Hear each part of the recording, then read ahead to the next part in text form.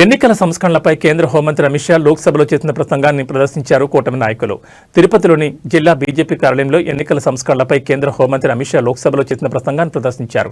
ఈ ప్రదర్శన కార్యక్రమానికి ముఖ్య అతిథిగా Janasena MLA R N Srinivasulu, BJP Tirupati జిల్లా అధ్యక్షులు Samanthi Srinivas Yadav, corporation chairman Narasimha Yadav, Janasena party ఉమ్మడి జిల్లా అధ్యక్షులు పసిరెడ్డి హరిప్రసాద్, ఇతర కూటమి నాయకులు, కార్యకర్తలు పాల్గొన్నారు.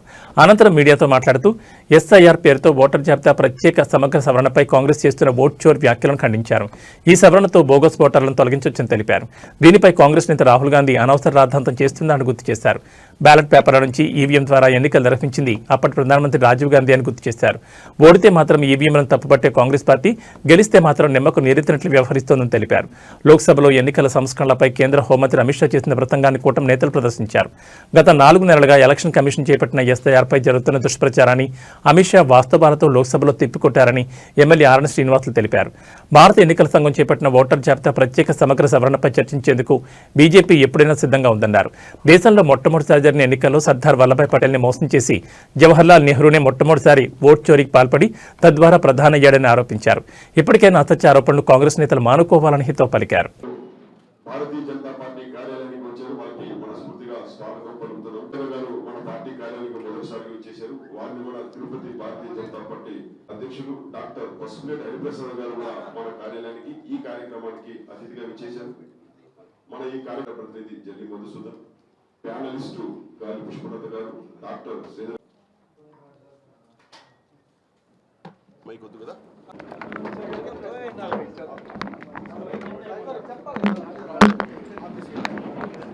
మా ఆతిథ్యాన్ని స్వీకరించమని నీరు సవాలు విసురుతున్నారు.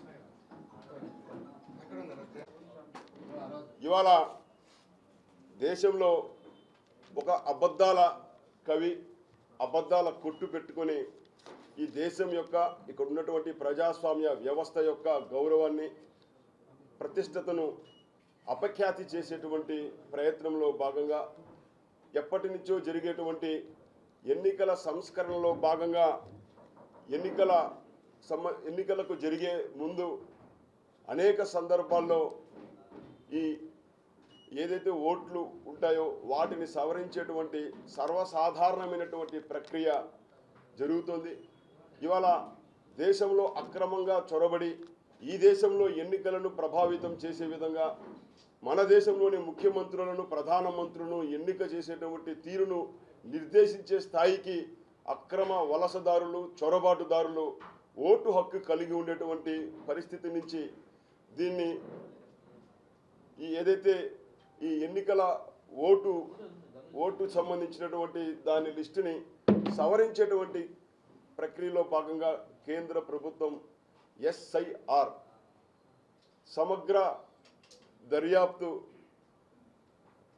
ఎస్ఐఆర్ స్పెషల్ ఇంటెన్సివ్ రివిజన్ పేరుతోటి ఇవాళ పశ్చిమ బెంగాల్, బీహార్లో చనిపోయినటువంటి వాళ్ళ ఓట్లు, డూప్లికేట్ ఓట్సు, అదేవిధంగా విదేశాల నుంచి అక్రమంగా చొరబడ్డటువంటి వాళ్ళ ఓట్లను తొలగించి ఒక సక్రియమైనటువంటి ఓటరు జాబితాను తయారు చేసే క్రమంలో జరుగుతున్నటువంటి తంతును రాహుల్ గాంధీ, అదేవిధంగా కమ్యూనిస్టులు తప్పుపడుతూ అవాస్తవాలను ప్రజల్లోకి తీసుకెళ్తున్నారు. ఇవాళ ఓడిన ప్రతిసారి ఈవీఎంలపై పడి ఏడ్చేటువంటి ఈ కాంగ్రెస్ పార్టీ గెలిచితే మాత్రం నిమ్మకు నీరెత్తినట్లు నిశ్శబ్దంగా ఉంటుంది.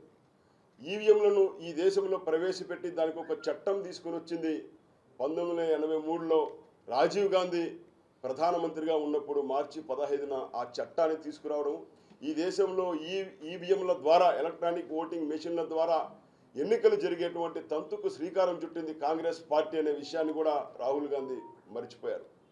మరి ఓట్ చోరీ అనేటువంటి ప్రచారం చేసేటువంటి ఈ పార్టీ అసలు ఈ దేశంలో ప్రజాస్వామ్యం బద్ధంగా ఎన్నిక కావాల్సినటువంటి మొట్టమొదటి ఎన్నికను కూడా తప్పుదోవ పట్టించి అప్పటి భారతీయ జాతీయ కాంగ్రెస్లో అత్యధిక ఓట్లు వచ్చిన ప్రధానమంత్రి బాధ్యత ఇవ్వాల్సిన సర్దార్ వల్లభాయ్ పటేల్ గారిని మోసం చేసి నెహ్రూ గారిని ప్రధానమంత్రి చేసి మొట్టమొదటిసారిగా ఓట్ చోరుకు పాల్పడింది కాంగ్రెస్ పార్టీ.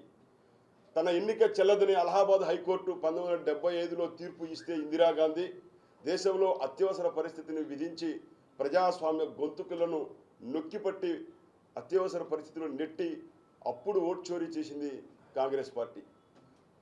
ఒకప్పటి కాంగ్రెస్ పార్టీ యొక్క జాతీయ అధ్యక్షురాలుగా ఉన్న సోనియా గాంధీ ఈ దేశంలోకి వచ్చి పౌరసత్వం పొందకుండానే ఓటు వేసి ఎన్నికను ప్రభావితం చేసి మరోసారి ఓటు చోరీ చేసింది కాంగ్రెస్ పార్టీ.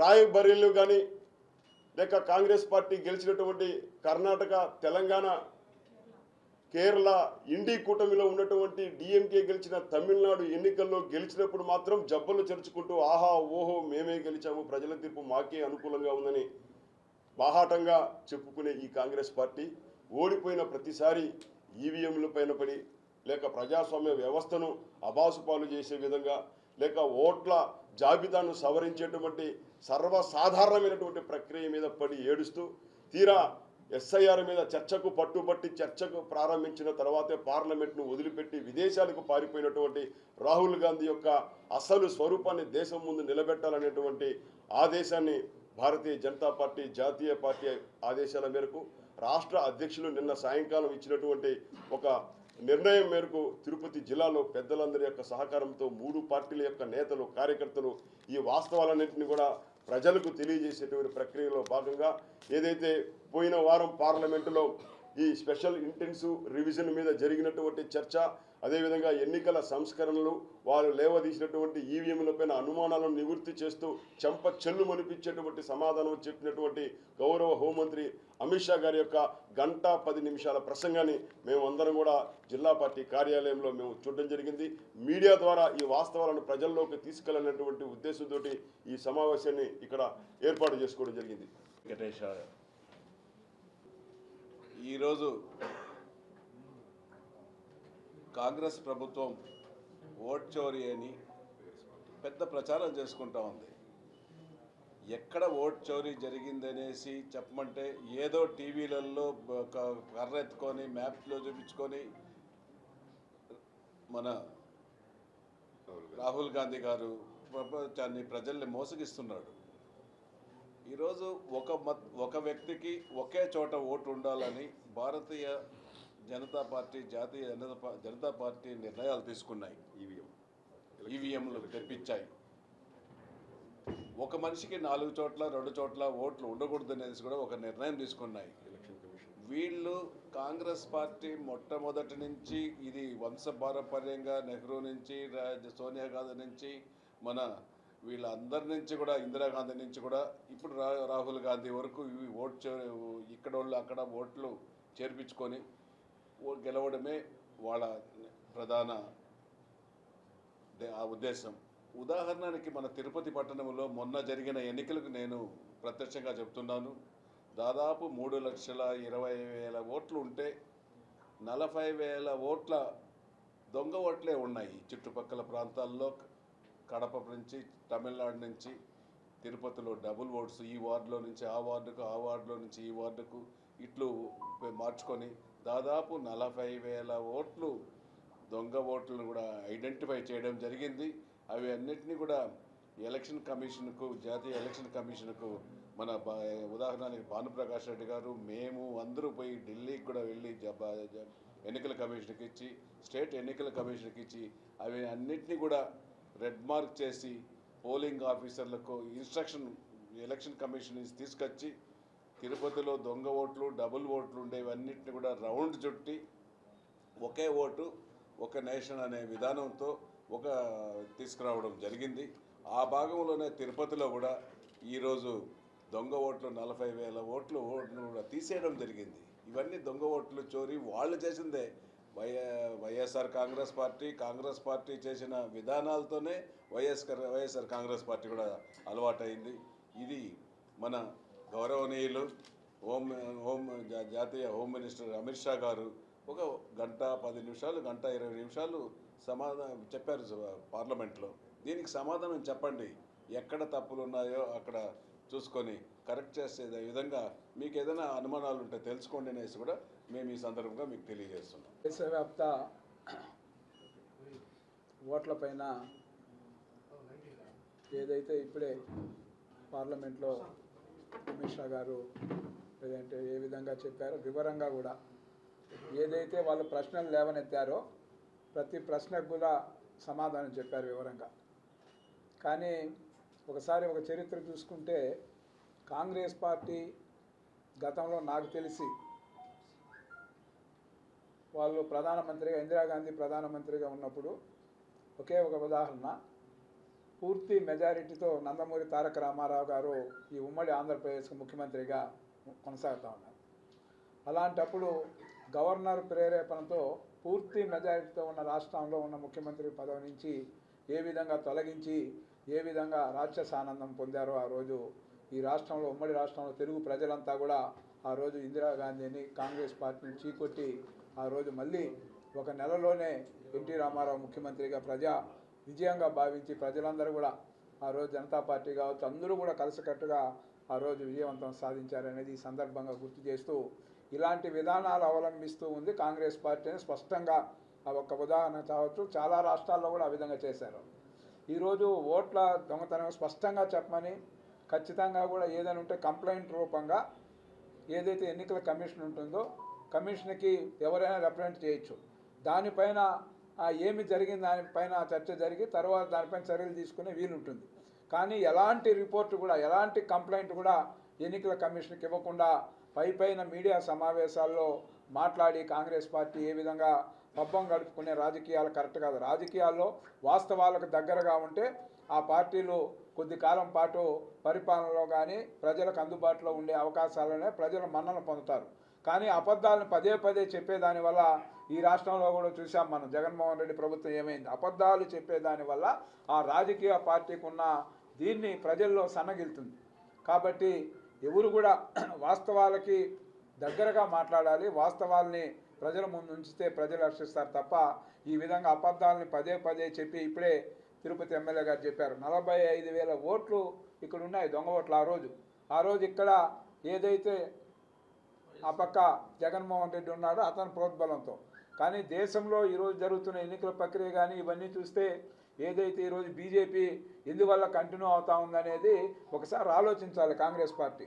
ఇప్పుడే మన వాళ్ళు చెప్పినట్టు అమిత్ షా చెప్పినట్టు వాస్తవాల్ని దేశ భద్రతకు సంబంధించి కానీ దేశ గౌరవాన్ని ఇనుమడింపజేసే దాంట్లో కానీ ఏ విధంగా ఈరోజు ఈ భారతీయ జనతా పార్టీ ఆధ్వర్యంలో ప్రధానమంత్రి నరేంద్ర మోడీ గారు ఏ విధంగా తమ యొక్క ఒక్కరోజు కూడా విశ్రమించకుండా ఒక్కరోజు కూడా లీవ్ అనేది తీసుకోకుండా పొలిటికల్లో నిర్విరామంగా కూడా దేశ ప్రతిష్ట కోసం ఏ విధంగా ఆయన కష్టపడి పనిచేస్తూ ఉన్నారో ప్రతి ఒక్కరు కూడా ప్రతి రాష్ట్రంలో కూడా బీజేపీ పైన నాయకత్వాన్ని పైన భారతీయులనే ప్రతి ఒక్కరు కూడా ఆ ప్రభుత్వాన్ని హర్షించే పరిస్థితులు అనేక విజయాలు కూడా మనం చూస్తా ఉన్నాం. అదేవిధంగా దేశంలో కూడా ప్రధానమంత్రి పదవిని పరంపర కొనసాగుతా ఉంది మనం చూస్తా ఉన్నాం. అంటే ప్రజల ఆదరణ బీజేపీకి ఎన్డీఏ కూటమికి స్పష్టంగా ఉంది కాబట్టి ఈరోజు కంటిన్యూ అవుతున్నాం. దాన్ని తెలుసుకొనైనా ఈరోజు కాంగ్రెస్ పార్టీ గతంలో చేసిన తప్పులు మళ్ళీ చేయకుండా ఈరోజు వాస్తవాలకు దగ్గరగా మాట్లాడి వాస్తవాలకు ఇప్పుడే అమిత్ షా గారు వివరించారు. గతంలో ప్రధానమంత్రి ఎన్నికల కమిషన్ నేరుగా నియమించుకునే అవకాశాలు ఉన్నాయి. సుమారు 50-58 మందిని ఆ రోజు నియామకం చేయడం జరిగింది. కానీ ఈరోజు ఏదైతే ముగ్గురితో కమిటీని నియమించడం ప్రధాన ఎన్నికల కమిషన్ ఇంకొక ఇద్దరిని పెట్టుకొని ఆ విధంగా ఈరోజు ముందుకెళ్ళడం మనం చూస్తూ ఉన్నాం. ఈ విధంగా పారదర్శకంగా ముందుకెళ్ళాలి తప్ప ఏదో ఒకరి చేతిలో అధికారం గుప్పిట్లో పెట్టుకొని ఏ విధంగా ఇందిరాగాంధీ ఆ రోజు ఎమర్జెన్సీ కాలంలో తిరుపతిలో చూసాం మనం. ఎమర్జెన్సీ పీరియడ్ అప్పుడు మనం చూస్తే ఆనాడు ఎంత విధ్వంసం చేశారు ఆ రోజు. ఆ విధంగా అందరినీ దేశంలో మహనీయులందరినీ కూడా జైలు పాలు చేసిన చరిత్ర కాంగ్రెస్ పార్టీదని ఈ సందర్భంగా కూడా గుర్తు చేస్తూ మరొక్కసారి అబద్ధాలని పదే వల్లించినంత మాత్రాన దొంగ ఓట్లు బీజేపీ సహకరిస్తుంది, బీజేపీ ఎన్డీఏ కూటమి అనే దీన్ని పక్కన పెట్టి వాస్తవాలకు దగ్గరగా కాంగ్రెస్ పార్టీ వస్తే కనీసం ప్రతిపక్షంగా ఉండే అర్హత కోల్పోకుండా మీరు ఉంటారని కూడా ఈ సందర్భంగా తెలియజేస్తూ ఏది ఏమైనా దేశ ప్రధానికి మూకుమ్మడిగా కూడా అన్ని వర్గాల ప్రజలు కూడా ఈరోజు ఆయన బీజేపీ గవర్నమెంట్ కొనసాగాలి, ఎన్డీఏ కూటమి కొనసాగాలనే తీర్పుని ఏదైతే మొన్న జరిగిన రాష్ట్రాల ఎన్నికల పరంపర కొనసాగుతుంది, రాబోయే రోజుల్లో కూడా ఒకే బ్యాలెట్ పైన ఎన్నికలన్నీ కూడా జరగాలనే ప్రక్రియని అందరూ కూడా ఆమోదించడం జరుగుతుంది. ఒకేసారి ఎన్నికల ప్రక్రియ వల్ల అన్ని ఎన్నికలు కూడా డబ్బు ఏదైతే కోట్లాది రూపాయలు ప్రజాధనం ఖర్చు కాకుండా ఉంటుంది. ఆ విధంగా ఒకే దేశం ఒకే ఎలక్షన్స్ ఒకే ఓటుతో అనే దీన్ని కూడా రాబోయే రోజుల్లో ప్రజలు చూస్తారు. కాబట్టి ఈ కొంతమంది కాంగ్రెస్ పార్టీ ఈరోజు అందరిలో జనాలతో మమేకమై పోతే వాస్తవాలు వెలుగులోకి వస్తాయి, వాళ్ళకు అర్థమవుతుంది. అలా కాకుండా ఏదో ఎలక్షన్ అప్పుడు జనాల్లోకి వెళ్ళి ఓటు అడిగేదానికి వెళ్తే ఈ విధంగానే ఉంటాయి వాళ్ళ చర్యలన్నీ కూడా ప్రజలు గమనిస్తూ ఉన్నారని కూడా ఈ సందర్భంగా తెలియజేస్తాం.